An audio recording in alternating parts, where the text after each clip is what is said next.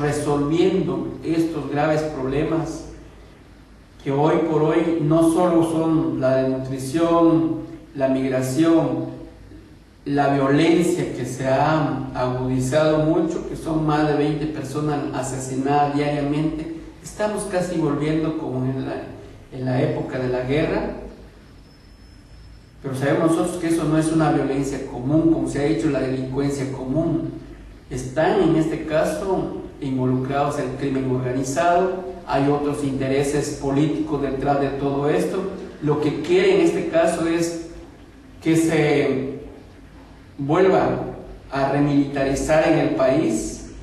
y que sea el ejército que tome nuevamente el poder a través de militares. Se están dando ya, es decir, en algunas zonas donde hay serios conflictos de lucha, de resistencia de los pueblos, el establecimiento de destacamentos militares con la complicidad del Estado, donde se están decretando algunos estados de prevención en regiones donde las comunidades están tratando en este caso de defender su territorio para que no sean saqueados sus recursos minerales, dígase agua, plata, oro, níquel, a cielo abierto, donde lo que van a hacer es llevarse las riquezas del país, lo poco que tiene el país, y dejar una destrucción y muerte para las comunidades. A raíz de ahí se han hecho varias consultas, más de 40 consultas comunitarias, donde la población ha dicho un rotundo no a las explotaciones mineras, basándose en este caso en convenios internacionales como el convenio 169 de la OIT, basándose también en el código municipal, basándose en la constitución, que debe en este caso consultarse los derechos colectivos de los pueblos indígenas, lo cual el gobierno y las instituciones del Estado dicen que no son vinculantes, pero más sin embargo ellos no consultaron cuando autorizaron licencias extractivas en este caso, esas grandes concesiones que se han dado. Entonces creemos que se respetan convenios internacionales que en este caso el Estado de Guatemala ha ratificado. Entonces creemos que se están violentando los derechos humanos, en este caso de los pueblos, principalmente de los pueblos indígenas, pero también de la población, que exige en este caso respeto a la vida, porque cuando se les está quitando el agua para regar grandes extensiones de palma africana para agrocombustibles, se está violando el derecho, en este caso, a la vida de las familias, al no tener agua, no solo para el uso del domiciliar de las familias, sino también para poder hacer sus pequeñas irrigaciones. Entonces se está violentando el derecho a la alimentación también de las comunidades. Una última cosa que quería preguntarle, el tema de los indígenas, ¿el gobierno cómo lo trata? ¿Respeta las comunidades indígenas o no?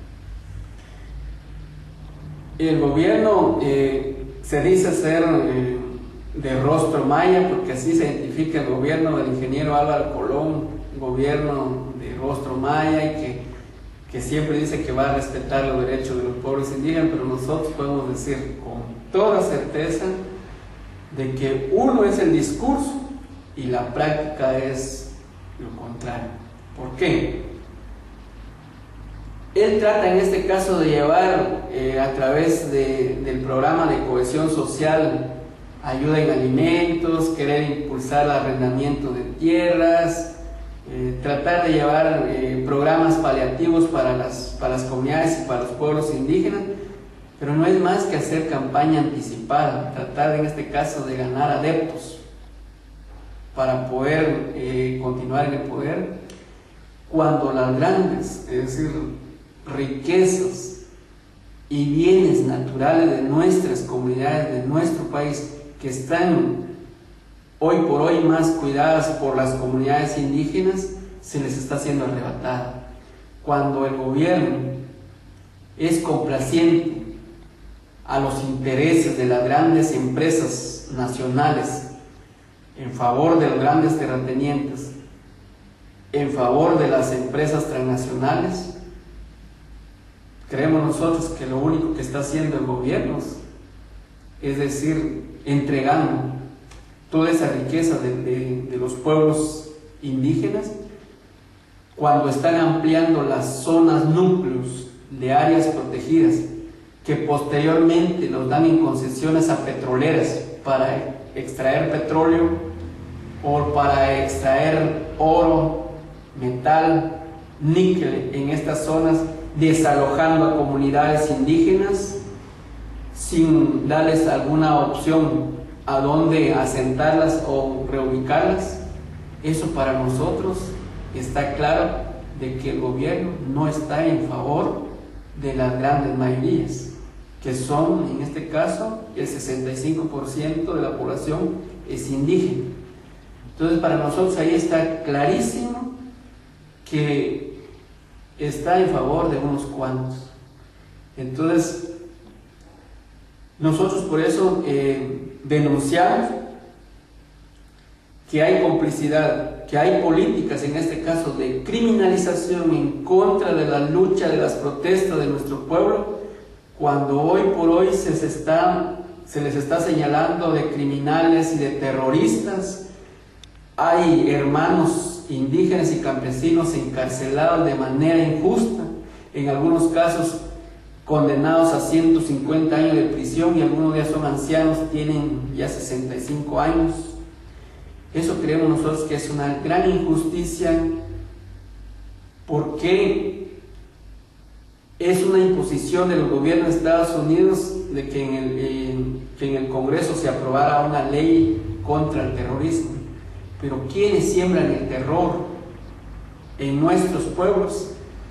Es el ejército, las grandes empresas con su capital transnacional, son los que verdaderamente están sembrando el terror en nuestros pueblos. Antes, estamos hablando hace 60, 70 años, se vivía más tranquilidad en los pueblos. Es decir, si bien es cierto el ejército reprimía, pero ahora ya no es solo el ejército, ahora son las grandes empresas que han formado sus grupos paramilitares, y algunos de ellos son sicarios vinculados al crimen organizado, a los narcotraficantes, que se han enquistado también en los partidos políticos. Y entonces es cada vez más difícil la situación que se vive en Guatemala. Entonces nosotros creemos que es importante, y es el llamado que hacemos, de estar vigilantes a todos estos procesos que se están dando en el país, porque hay luchas muy fuertes, y que se están generando otras condiciones también de organización en la defensa de nuestros territorios, en defensa de la vida. También se están conformando otras expresiones para poder defenderse. En este caso estaríamos hablando de la conformación de los consejos de los pueblos, y ya no es una ni dos ni tres organizaciones, sino que nuestras organizaciones de carácter nacional, dígase campesino o popular, pues vamos siendo parte de esa construcción, de ese nuevo modelo de organización que creemos que es necesario para poder no solo resistir, sino que también poder hacer propuestas para que se respeten los verdaderos derechos colectivos de los pueblos, y que se respete la Constitución Política de la República, que se respete los convenios internacionales, y que se dé cumplimiento al Acuerdo de Identidad y Derechos de los Pueblos Indígenas.